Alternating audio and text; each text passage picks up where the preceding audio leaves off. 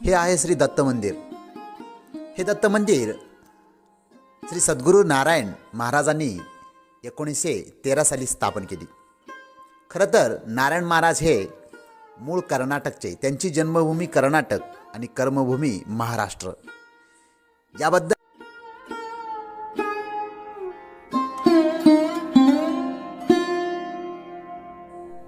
या मंदिराबद्दल माहिती व महाराजाबद्दल माहिती येथील दत्त संस्थानचे ट्रस्टचे एक निश्चिम भक्त जोशी सर आपल्याला या व्हिडिओच्या माध्यमातून पोहोचवतील.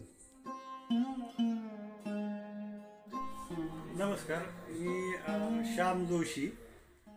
आज आपण जो माहिती घेणार आहेत ते दौंड तालुक्यात पुण्याच्या जवळ साधारण 70 किलोमीटरवर सोलापूर रोडला चौफुल्यापासून उजव्या हाताला आतमध्ये 8 किलो